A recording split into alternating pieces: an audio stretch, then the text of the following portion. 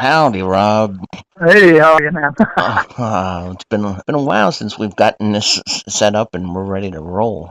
Right. Sorry about that. I had a really important phone call that I wasn't expecting, Hey, but I life had to take. life happens just like you told me, so we're good to Yep, go. So excellent. before we start, what's it like being a single dad? What's it like? What? What's it Being like a being? single dad? Yeah, I love it, man. Because it's just me and my kid, so I'll leave it at that. I'm happy with it. right. Me and All my right, me and my kid have a great relationship. So cool. All right, well, we'll get started when you're ready to start. I'm gonna say thank you again for your time and the music too. Music's awesome. awesome. Yeah, I'm ready when you are, dude. Okay, well, this is Brandon Morningstar with Bending Reality Magazine. I'm getting the privilege to talk to Rob Adams from the band the hemidevils today. I've been looking forward to this, so without further ado, we're going to start. How's it going, Rob?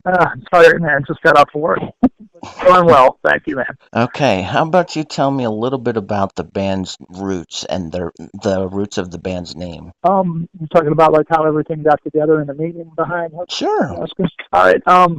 Basically, it was an idea of our singer Jack Sabolich and bass player Kenny Easterly's. Jack had no Camaro that they were working on. Kenny's a mechanic, and they were sitting around working on this car all the time out in the barn where we rehearsed and listening to classic rock and shit. And Jack and Kenny used to be in a hardcore band together called At No End. Kenny was really a drummer. He Okay. comes from a line of amazing drummers. His dad was the drummer in Purgatory, which spawned Jeffrey Nelson so much. But they were working on this car, and they thought, wouldn't it be a cool idea to go back to like classic rock and put some heavy guitars on it? And that's where the idea started. It didn't really come to fruition for a little while later. At the time, I was living in Florida, and I had gotten in touch with Jack because things fell apart with my marriage, and Jack and I go back a long way. And I told him I was coming back to Cleveland, and he was like, "Hell yeah, dude! Give me a call as soon as you get back." So I got back, and after a couple of days of settling in, I called him up, and he came and picked me and my daughter up, and we went down to the park, and we were hanging out and stuff, and he pitched the idea of the band to me, and that's kind of how it was born. Jack and Kenny had the idea of going back to the roots and doing just like classic rock with heavier guitars and heavy elements and with it. And at the time, it was just like the three of us, but Jack and Kenny had an idea who they wanted to play drums and lead. And Taylor Reverendo, who is our guitar player now and helped write the CD, was the lead player. He's a young guy. He was only like 23 at the time, I think. And we kind of like weaned him into the classic rock stuff. He was weaned on Steve Ray Vaughan and death metal. So we kind of threw like Frank Marino, Pat Travers, Rory Gallagher, all the greats from the 70s at him and just said, listen to this stuff here. And gave him ideas of where we wanted to go. And he took it in like a sponge. The kid's a riff writing machine. He's just like nonstop. Hey man, check this out. Hey man, check this out. Hey man, check this out. And, that's how we got started. We had a drummer named Kevin Heiss who didn't work out. He was with us for maybe 2 or 3 practices, and then Kenny's father, Ken Easterly Sr., who was in Purgatory with Jeffrey Nuffin from Mushroomhead, way before Mushroomhead. He got in with us for a while until we found another drummer who, we're on our, 5th drummer right now, but this guy's sticking with us. He's exactly what we were looking for. But, that's where that all came about, was Jack and Kenny putting together a hot rod in a garage. Very cool. But so would it be fair to say that the band's influences are broad scope and that there's very, very big amount of them? Yeah, we're open to everything, man. We're music fans. We listen to it all, and we're not as ashamed to say we like one style over another. There are no, what do they call them, hidden guilty pleasures. We don't believe in that. Fuck that. If you like something, you like it. Don't be ashamed of it. If you looked at my CD collection, I've got everything from all the great classic rock, Zeppelin, Deep Purple, Bad Company, The Stones, Rush, all the way up to the new wave of British heavy metal, and then death metal, and then classical, and I've got all kinds of funk. I got Prince, I've got Sly and the Family Stone, P-Funk, you name it. We're wide open. Motown, hell yeah. So you've got yourself a broad scope too. Oh, everybody in the band does. Okay. We're all very, very open-minded. Our drummer, he, on the side, plays acoustic guitar and writes hillbilly songs and does open mic nights all the time. Plus, he plays bass in his fiance's band. Busy guy. Yeah, it's pretty interesting, and it's like, I'm the blessed one because I have two amazing drummers in my band. One just happens to be my bass player, and I'm really a bass player. This is the first band I played guitar in, but I've always written on guitar. It's kind of weird, but it works. Right? Flexibility, a lot of flexibility and range, it sounds like, within your band's ranks. Oh, absolutely, and there's like no ego whatsoever. I think that's like the key to our success is nobody's trying to step on the other one's toes. Everybody's open to suggestion and trying new things, and you can tell if something's working or not. If it works, we run with it. If it doesn't, we move on to the next thing. You don't dwell on it. Right. What would you say to the readers of Bending Reality that they should be checking out the hemidevils music? Why they should be checking us out, or where? What would you say to them if they're not familiar with like your music? What would you say to them to maybe say this is something you should check out? Basically, like I said, the heavy metal scene in Cleveland is very thriving. There's tons of bands, but we all got tired of going out and seeing the same old bands trying to sound like another band. It's kind of funny how there's really no originality in it anymore. Everybody's trying to sound like somebody else, and it gets boring after a while. So we tried to, excuse me, like I say, go back to the roots and put heaviness to it and make it fun again. We're all having a blast doing this. If you want to go out to a bar and have a good time and drink and dance, slam dance, whatever you want to do, we're the band for you. We put on a show. We make it a lot of fun.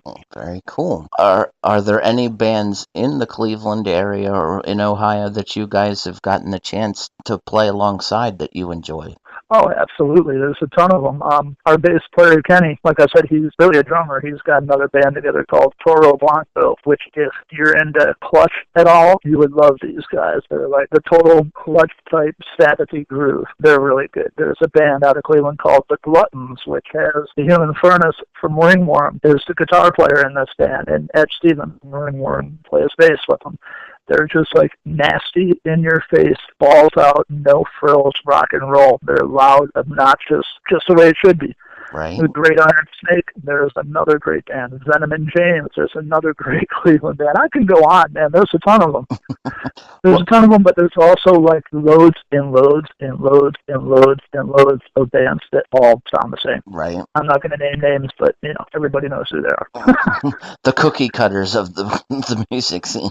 Well, like I said, there's a lot of originality, and there have been a few bands that have done really well out of Cleveland, and I think that is what spawned. Well, that's usually what always spawns the imitators, and never be as good as the original, in my opinion. Very true with that too. So I'm sure you can figure out who I'm talking about. There's a few of them. There's Mushroom Head, Chimera, and a few others. Right.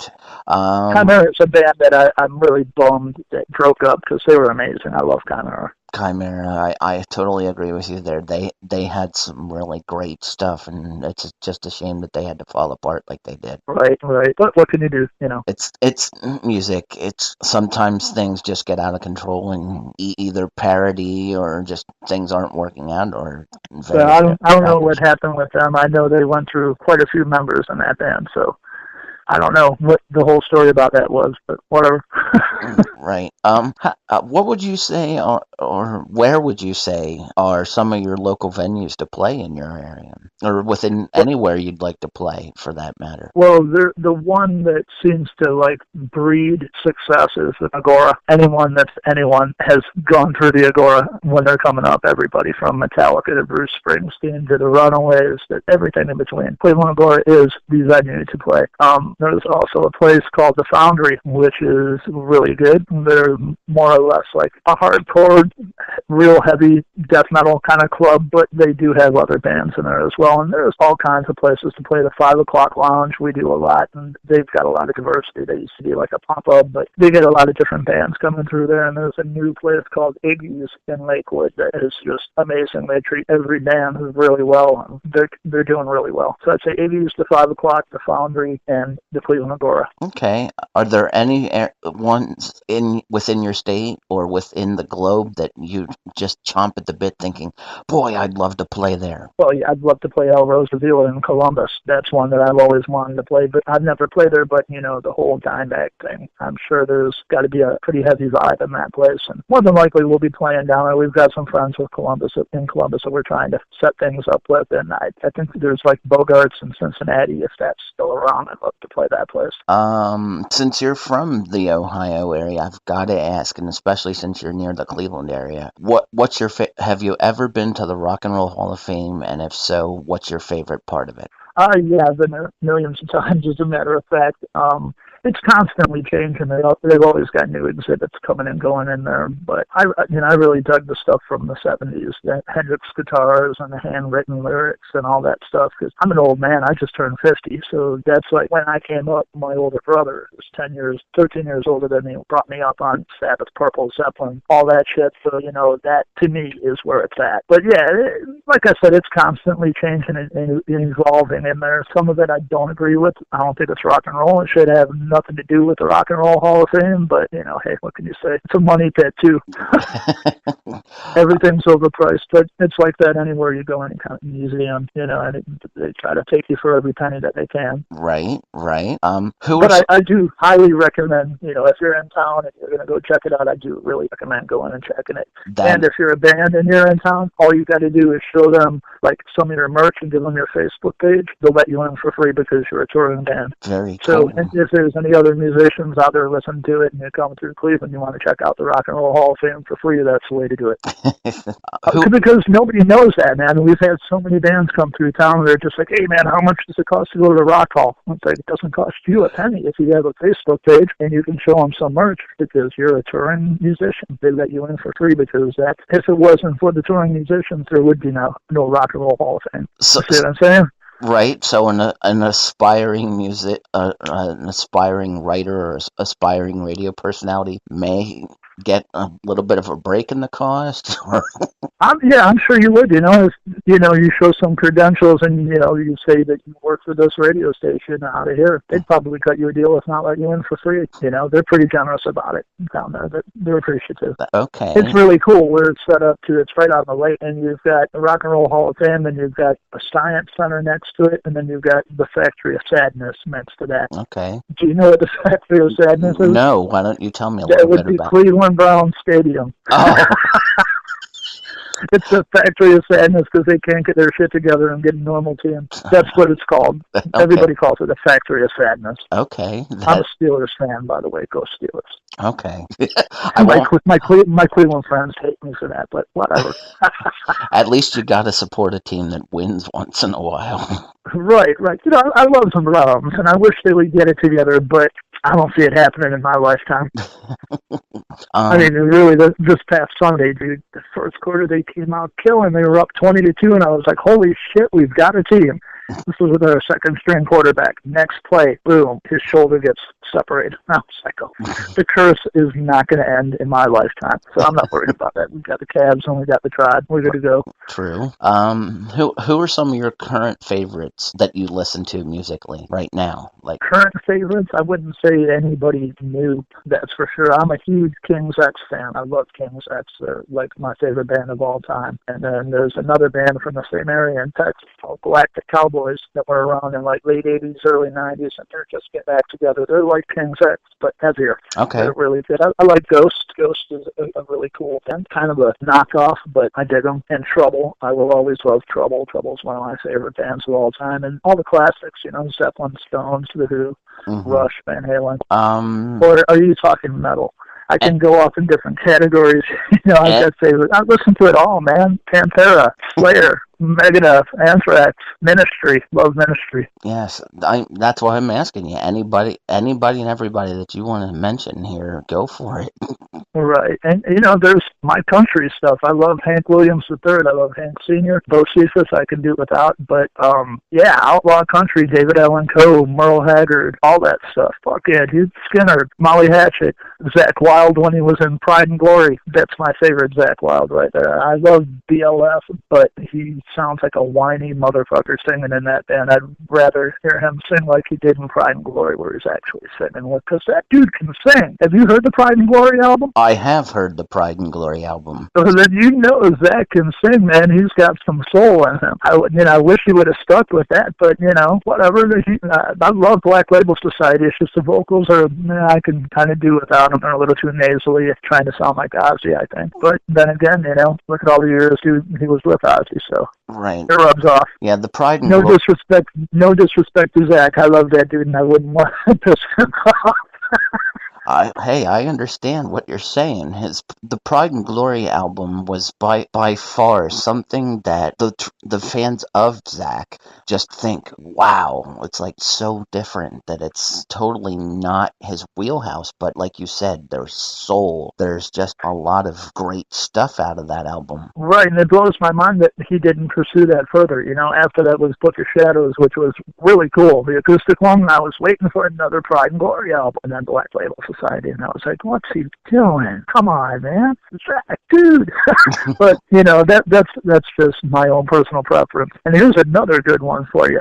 One of my favorite albums to this date is the Motley Crue album without Vince Neil on it. Oh, the one where they had John Corabi sing on it, and it was just called Motley Crue. Right. Totally different band. You can't even call it Motley Crue, because they don't even sound like Motley Crue on that album. They sound like a killer, heavy rock band. And again, it showed the potential that they had, but people aren't buying it. It wasn't Motley Crue. It wasn't Vince Neil. Right. I mean, yeah, with certain bands can transplant people seamlessly with no, losing momentum, but then there are others, and this is just commercial opinion, not my opinion either. I totally agree with you. That Motley Crue album was different than what they had before, and it didn't work out. Right, unfortunately, but I'm glad that they recorded that album, because it's amazing. I love that album. The production on it is superb. It's incredibly full sounding. The drums are just heavy as hell. Everything's sitting real nice in the mix.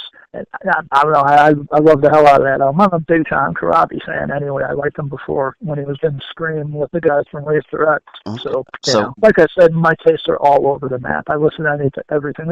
I think it sounds cool, and I dig it. I'm not ashamed to say it. Fair answer. Would it be a good assumption to say that John Corabi's band, when Union was still around? Union was good. I like that. That was with the dude from Kiss, Bruce Kulick, wasn't it? Yep. Yeah, that was a good band. But to me, Union seemed like a watered-down version of that Motley Crue album, because the songs are there. They're kind of the same. You can tell John Corabi wrote them, because you can hear his style in it. It was lacking the heaviness, for, lack of a better term. Because Tommy Lee's a hell of a drummer, man. He's solid as hell, and that showed what Nick Morris can do as a guitar player, too. And, Nick is safe, whatever. But, it was nice and solid, man. Plus, they had Bob Rock produce. I think a lot of my opinion on that had to do with the production, because, like I said, the Union stuff didn't have the weight that Motley Crue album did. Right. Mr. Bob Rock. Oh, the stories some people could say about that guy, and the success, or the just over-commercialized self that he is. Well, if you think about it, look at some of the albums that he was on. Dr. Feelgood, another Motley Crue album that sounded amazing. He was great for bringing out that rhythm section, that heaviness in the rhythm section. That's what he did with Metallica. He brought the weight to Metallica, and he simplified their song structures. That's kind of where they started going downhill, but that's another story. What are your thoughts on that new Metallica song? The new can't even think the name of it. I can't think of it either, but I have to say, Metallica, as I know it, and as you remember it, I'm sure too. I mean, you're a little older than me, but not by much. It's like they've changed so much, and now this new song, I'm not sure. I'm not sure if it's just a tease to see if they're trying to recapture their old glory or what. I guess I'll have to hear the rest of the album to make a decision with that. That's exactly what I was going to say, because, I heard it and I was like, wow, it's like a step in the right direction. Kind of sounds like something off of Injustice, but, that Chuck, it's like, okay, okay, come on, what's next? They're stretching it out a little bit like they used to do, which I think is cool. They're probably going back to that sound, but I'm going to wait to hear the rest of the album to make any kind of judgment. Right. Are there any venues within like the world that you know about that you're thinking, man, wouldn't it be awesome to play there? Well, there's the obvious ones like Madison Square Garden and the Forum in LA. And, I want to play the whiskey stage one day just because it's the whiskey and look at everything that's come out of there. Or the Troubadour, if that's still open. Right. Understandably so with that. I'm trying to think because I know there's a couple others. I would love to play that place in Minneapolis where Prince filmed Purple Rain. I would love to play that place just because I'm a huge Prince fan. Let me see. My wife would love to hear that. I tell you what, probably the coolest place I've played is in Worcester, Massachusetts, this place called Ralph's Rock Diner. We didn't know what to expect going into this place because we went on their webpage and, they've got like, say, palm trees inside and everything. And I was kind of like, wow, okay, that's kind of interesting. And the stage is set up like an old vaudeville stage. Well, that ought to be cool. We went into this place and it was just like nostalgia all over the walls. They had like, I think it was like an alligator or something up on the wall behind the bar in red neon. It says time to fuck. You go with the men's room and it's like all 70s porn, bushes, all over the place. It was just hysterical. And I was like, wow, I love this place. That was a really cool one. We just played a place there too called the Cove Music Hall in Worcester about a month and a half ago, which was really cool. Okay. I wish CBGB's was still around. I would have loved to have played that place. Why don't we talk about a little bit about the Hemidevils album that I was privileged enough to listen to and have been listening to recently. Let's talk about that, and why don't we tell the readers a little bit about how that came about and what they can expect when they hear it on when they hear songs from it on my radio show. Okay, sure. Basically, we're doing 3 EPs with 6 songs on them each. The first one's called The Trilogy of 6, Volume 1. There's going to be 3 volumes of them, 666. We call ourselves Rock and Roll Fueled by the Devil. It's all, basically, the storyline is we meet Satan at the crossroads, and we made a deal with him. We sold our souls for 3 6-packs of PBR, and when we went to give them to him, we snatched him back away from him, and him basically chasing us down, trying to lure us in the whole way. Jack, our singer, writes a lot of stuff about experiences that he's been through, and a lot of this has to do with his ex. The order of the songs on the CD were pretty much the order that they were written in as a band, oddly enough. Baptized in Gasoline was the very first song we ever wrote as a band on our first time getting together, and then Barfly Baby came shortly after that, and then Uncle Satan and She Devil, which we merged together into one song. I'm trying to think what's after that. Angel Waiting, and there's a funny story about that. Jack had told me he wanted to write a song similar to Bales of Cocaine by the Reverend Horton Heat. So he told me, he said, go home and listen to that and write. See if you can come up with something similar to that, because I got these lyrics. And he, read the lyrics out to me, and next practice we had it. That was one that just fell in our lap. And Electric Wine is about a biker dude that Jack works with. Told him the story about how when he was younger, they used to drop all kinds of drugs into a big bottle of wine and they'd get all fucked up, acid and whatever. And they called it Electric Wine. So Jack was like, wow, that'd be a cool song to write about. So that's what that's about. It's basically just like a journey down Satan's highway and outrunning the devil, let him catch up to us just to say fuck you and take off again, and all the little things that can happen in between. It's fun. It's a fun album. It's not serious at all. It's just busted balls. I mean, listen to the lyrics. So people would say it's great music with a little laughter without vocalized laughter. They can tell the laughter's there, and the whole snubbing the devil is there within the structure. Oh, sure, without a doubt. I mean, it's blatant in the lyrics. We sing about it. Like I said, if you listen to the lyrics to like Baptized in Gasoline, that tells our story about how that's basically what we write everything off of. That's where it started from. Like I said, we came up with the idea of, the typical selling your soul for rock and roll, but instead of giving the devil what he wants, you snatch it back away from him and you take off and he chases you. It's about temptation and how we basically try to avoid it and get over it. Right. And all the craziness in between. At the risk of sounding biased, because I've listened to it all of it now a couple of times, I have to say it's very good. Thank you very much. Very well written, and as a fan of your band, I cannot wait to see what's the next chapter. And speaking of the next chapter musically, what can I, along with your other fans expect with the next effort? It's funny you mention that because we start recording the new CD on October 15th. It's right along the same lines, just picking up where we left off, just good barroom rock and roll with some heavier elements. There is some on the new CD, there's an all-out barn burner called Octane Fuel Death Machine, which shows our metal roots. There's a song called Lords of the Highway, which is more of like a hillbilly story, and when it kicks up into the choruses, it just like totally opens up. There's a song that we've had around for a while called Another Hell Ride, which is like a psychobilly song with a metal edge to it. It's going to be a really cool CD, and we've already got like half of the next one written too. Taylor left the band right before we recorded the last CD, and we got a friend of ours from Toledo who plays in a band called Downspeed to join the band. It was kind of hard to work with that because if you're familiar with Ohio, Cleveland is on one side of the state, Toledo is on the other. It's about two and a half hour drive in between, so it was hard getting him to come back and forth to practices. But he learned all the material on every show. I was on top of it. But when it came to writing, like I said, it was hard getting everybody together, and it didn't work out. And at the same time, this was like a year that Byrne was with us from Downspeed. Taylor is calling us, I want back in the band. I made a mistake. Well, when it didn't work out with Byrne, Taylor was the obvious choice because he helped us write everything on that first CD. Unfortunately, he doesn't play on it. Byrne plays all the leads on it. I do 95% of the guitars on it, all the rhythms. But this next one is going to be more of what we're really all about because now Taylor is back in the band, the chemistry is back. We've got an incredible new drummer, and it feels really good right now. We might take like a live approach to it. I don't know exactly how we're going to go about doing it, if we're going to track everything separately or if we're going to, do it live. We're leaving that up in the air because where we record, Brainchild Studios in Cleveland, the owner just got a new building, and it's much bigger, and now he's got like full digital analog, everything we need. So we might approach it a little bit differently this time. I might have more of a barroom feel, I'm thinking. Hard to say, we'll find that out within the next couple weeks before we get in there. Right. One of the songs you can find on YouTube, actually, it's called Route 666. That's one that I wrote that's kind of like a throwback to the 70s.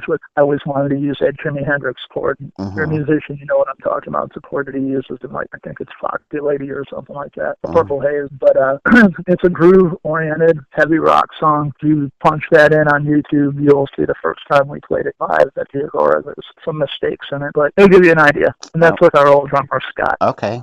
My last question for this interview is for the potential record label executive that would check you guys out and say, I like your sound, but I'm not sure I want to sign you yet.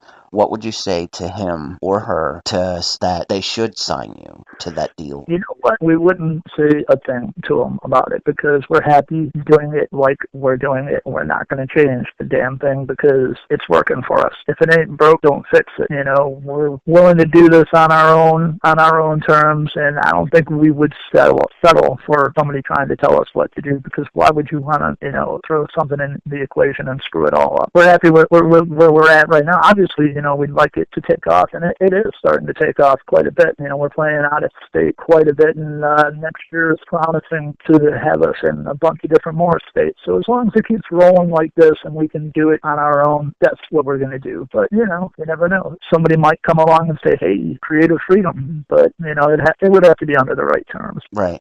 Okay, well, that was going to be my last question, but this is one I've been asking every band since I've been asking a lot of independent and unsigned bands this question. What would you say to the local FM stations that if they're not taking the chance by playing you, that it's their loss? How would you say it to them that's like, damn? Well, there is absolutely zero radio support in Cleveland unless it's a college station. The college stations around here do pretty well at promoting the local bands. But as far as like a bigger FM station, I tell them that, they need to get out there and see the talent that they are missing because the bands that they're playing used to be on our level too. And, more people want to hear new stuff that's coming out than the same crap they're playing over and over and over and over again, Give the locals a chance because Metallica was a local band once, Black Sabbath was a local band once. If you don't give them a chance, you're not going to get the new stuff out there. That's all I got to say about that because The way radio is these days, it's so programmed. I don't even listen to it, to be honest with you. I haven't listened to radio in quite a few years, unless it's been like satellite radio, like Ozzy's Boneyard. I listen to that because they play all the old good stuff that normal radio doesn't play. I don't know about where you're at, how the radio is, but Cleveland radio sucks. I'll be blunt about that. Cleveland radio sucks. WMMS, the big station, used to be really good in the 70s. They blew it. In the 80s, there was a station called 98.5, WNCX.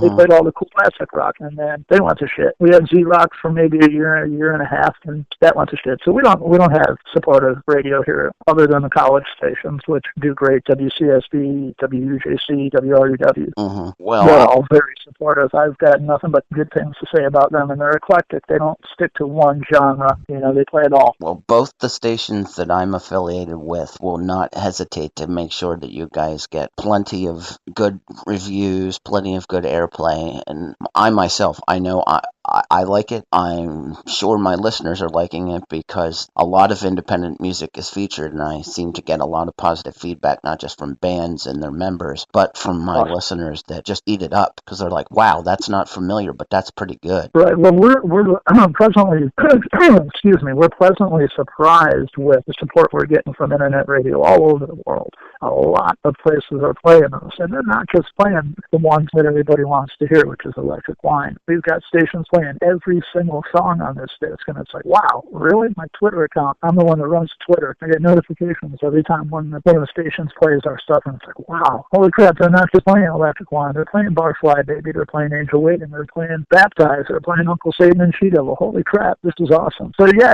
we've got nothing but love and respect for the internet radio stations. They're hooking us up. We, matter of fact, off of one of, I think it was in New York, one of the stations that was playing us, a guy from a place called Factory Fast Records contacted us about being on a compilation. We jumped at it. We gave him Electric Wine. Ever since that, it's like blown up. We're in Australia now. We're in England. We're in France. Everybody's playing us. So it's like, wow, cool.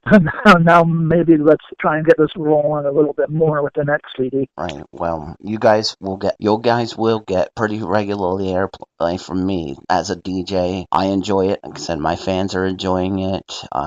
We appreciate that. Thank you, man. We really are. We all are very eager to see what's next and coming out because. Well, we're hoping to have the next CD out by, I would say, late winter, early spring. We're pretty quick in the studio. Last time we went in, we had the drums done in a day. The rhythm, guitars, and bass were done in a day for the most part. I went in and did some overdubs, some triple tracking, and acoustic guitar on Angel Waiting, but the bass was done in a day. All the leads and little fills were done in a day, and the vocals were done in a day. So it's like, we knocked it out, and the guy that produced us was just like, wow, I wish every band would come in here as prepared as that. And it's like, our whole mindset is, we've all been doing this for years, so we know what's up. Have your shit together before you go in the studio. Otherwise, you're going to waste a lot of time and a lot of money, and you're going to piss the engineer off. You don't want that. Right. And fortunately for us, the guy that produces us and records us is a real good friend of ours. He sings in a band called Solipsis, and he's also got a new band coming out called From the Hellmouth. Real heavy stuff. Plus, he played guitar in Nunslaughter. I don't know if you're familiar with them at all or anything. But I should be checking them out. Oh, yeah, definitely. Nunslaughter, check them out. Check out Solipsis. Check out, what the heck's the name of his other band? Arecibo. Right. You could send me an email with all these bands. I'll happily check them out. From the Hellmouth, and his guitar player is Alan Marcus. He's played in a lot of bands. He just toured with a band called Abysmal Dawn. They toured with, I think, like Obituary and Cannibal Corpse. He did a world tour with them guys. So, yeah, good stuff. And it's cool because Noah's getting a reputation at Brainchild Studios. Everything this dude touches just sounds amazing. So everybody's going to him because he's affordable, for one. He's one of us, for two. And, he makes sure that you're getting a good quality product coming out. I mean, listen to the CD. We spent maybe a grand total of maybe 4 or 5 days tracking that. That's it. And, he just dialed us in. He's got it. He's got a knack for capturing your sound. And like I said, he's a great guy. So we're happy to have him on board on our side. And in the song Angel Waiting, on the last chorus, you can hear like gang vocals. That's Solipsis. That's our producer and his band doing the background vocals on that. So we were drunk as hell, so we had fun with that. Well, Rob, I just want to thank you for your time. I really do appreciate it. Thank you for the music so far, and really looking forward to hearing what's next and coming out here in the future for Awesome. you guys. Absolutely. Thank you for, all the support in the radio play and everybody out there. Thanks. We really appreciate it. Well, If it weren't for y'all, we wouldn't be doing this. I can't say that because we love doing what we do, but it does make things a lot better when people appreciate it. well, And we thank you for that. radio stations like ours, we have to give the indies love because you guys are blue collar workers, just like you. It's blue collars like you guys and like ourselves. We all share something in common, and that's drive to succeed. And see, that's why we love internet radio and college radio, because you guys get it. You're not, you don't have a program director saying play these 5 songs every hour on the hour. Thank you for that. We appreciate that. we have that creative freedom, and that's the nice thing too. We don't have a format sheet where we're told, like you said, to play these 5 songs every hour on the hour, and it gets redundant. very Nobody very much wants so. to hear that. And what are the kids going to learn? Kids don't want to hear that. At least not any of the kids I know. They don't want to be brainwashed by the bull crap that the media tells you to listen to now. All the kids I know what's up. They dig the underground. That's where it's at for me. Rock and roll should be in the underground, filthy and dirty. That's where it belongs. It doesn't belong mainstream, polished crap. I'd rather listen to a sleazy, dirty, filthy rock band that you can feel the attitude and the honesty than the crap that the media is pushing. Right, any day. and the integrity within the structure of the stuff that you guys. People that really play their instruments and don't program it into a computer. That's what I'm talking about. Right. Okay. Right. All right, Rob. Well, thanks for your time again today, and we'll touch base again very soon. So, have yourself a great day. You too. And thank you, man. I hope your wife is doing better. And we had some little speed bumps in the road that we had to get over to get this done, but I hope your wife's doing better. Well, I will send her positive energy from you. Thanks, man. Awesome. Thank you, my brother. And anytime you want to do this, feel free to give us a holler. We're more than happy to talk. Okay, cool. Awesome. That works.